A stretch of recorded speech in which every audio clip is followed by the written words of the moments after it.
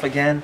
I want to show you some more techniques for dissecting the fetal pig. This will be day 2, sort of end of day 1 and then day 2.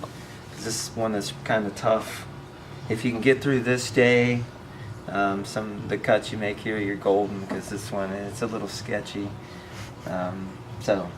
Anyways, so once again, get my dissecting pan here, tools laid out, clean area, diagrams and things ready to go that I'm going to use.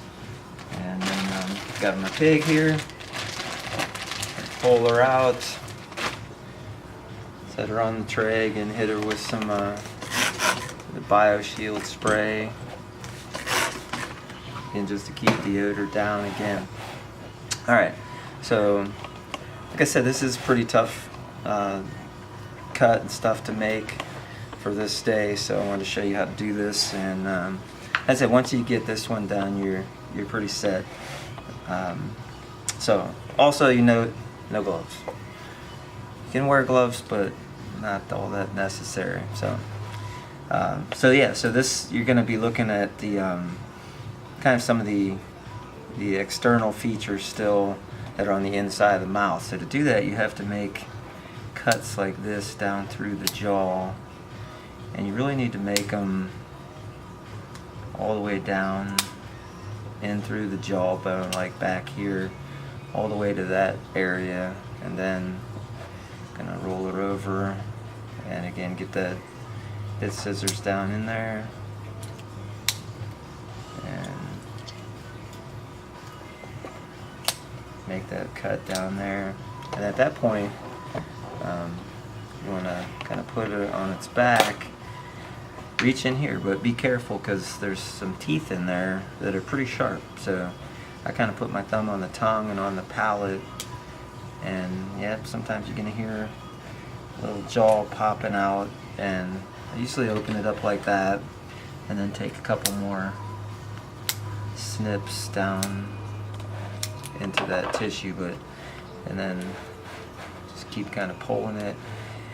Once you see this structure right here, this is the epiglottis. When that pops out of there, you kind of know you're set at that point. Take a few more snips there. Okay. Then you're going to be identifying as you follow your procedure. But on this diagram, there's a diagram here of those internal mouth parts, and then there's also a diagram here on the back which sort of shows you all that stuff. But I'll show you a couple things kind of interesting. This is a blunt probe. Again, so you have the hard palate here.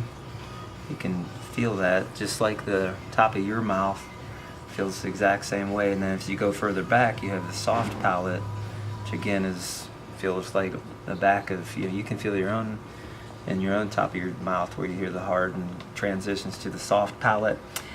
Then this epiglottis actually is the flap that it's right there. It's the flap that closes over your windpipe when you swallow food. So if you were to follow this, don't push too hard, but if you should be able to kind of slide that right down through there, and that would basically go down to the lungs.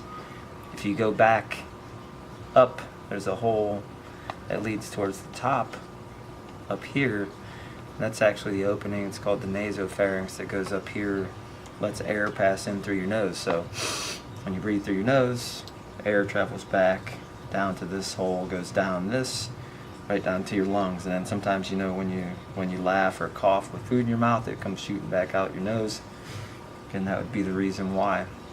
So those are most of those structures of the mouth that you're trying to see, but there's other ones too, and you should have no problem. But again, you want to make sure that you make those cuts far enough back through the jawbone. It's kind of gross, I guess, but once you get that cut done, the rest is pretty much easy going. So all right, then I want to show you the opening of the abdominal cavity.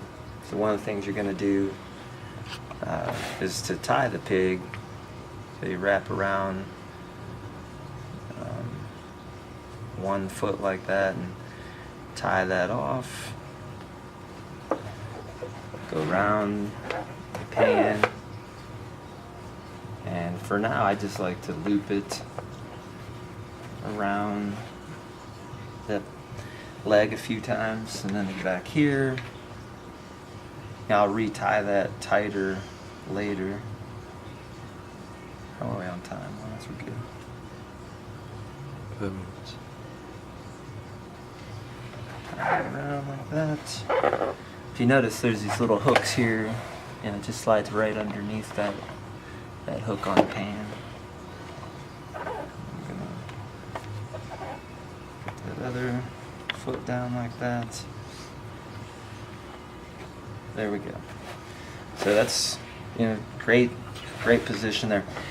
Now on this one, the directions show you a slightly different cut than this, but I wanted to show you the best way to do this. So what you're going to do is make a cut through just the skin and the layer of muscle kind of right under the skin. You're going to go up and around and back down this way, and then you're going to cut up to here and then across and across. So I'll show you real quickly how that works. So I'm going to use again the pointed end of the scissors, again no gloves.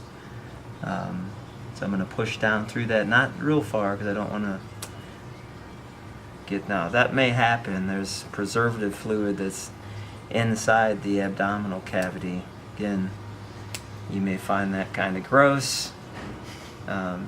We can wash it out later. So I'm going to continue to go up and around. So I'm right through this, right through this muscle layer right here, but not too far. And I'm pulling up on it a little bit. I'm going to go up and around the umbilical cord, back down to here, and then I'm going to make again, just staying under the skin and the muscle layer under the skin, I'm going to make a cut down sideways like that, and then I'm going to do the same cut on the other side. I'm going to make this cut down. Okay, I'm always leading with the pointed end of the scissors, so I have that cut made, and there I've really exposed the abdominal cavity real nicely. Then what I'm going to do is stay again right underneath that skin and muscle. Don't push too far down. You'll hopefully know when you get to that point. So I'm going to take that up to about right between the front legs. Then I'm going to go sideways here, down underneath the front. Now I'm going to need to stay again carefully right underneath. Now I'm getting into some of the ribs, which are still kind of soft cartilage on this fetal pig. So there you go. And then I'm not going to go too crazy here, but I want you to see a couple things. So this is all, and you're going to be identifying these things. You got small intestine here, most of this, got some large intestine, big huge structure here, very obvious thing. You're going to figure that out. You lift that up, you got another kind of important thing there. So then here you're getting up into the thoracic cavity or the chest. You can see the bottom of the heart, and this kind of sheet-like thing that I sort of cut a little bit through right here is the diaphragm. So for this day, you're kind of looking basically down in this region. So now what I would do then is retie this on the leg. I'd probably tie it off, and then retie this up here, get a little tighter opening on this thing. So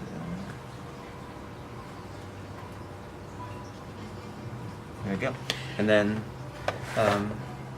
what I would do too is, when you're done at the end of the day, just unhook the, you don't have to untie it, just unhook it. And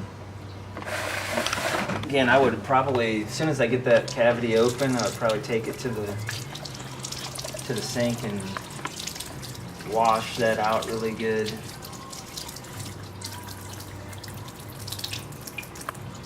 Get rid of some of that. A lot of that brownish stuff is actually from the liver. Just again draining that preservative fluid out. Got a bunch on the pan here. So I'll try to do that. put her back on there, and then you're ready to go. Couple things then, lastly, at the end of the day, hit it with the BioShield again on the inside, outside real quick. Put her away in there.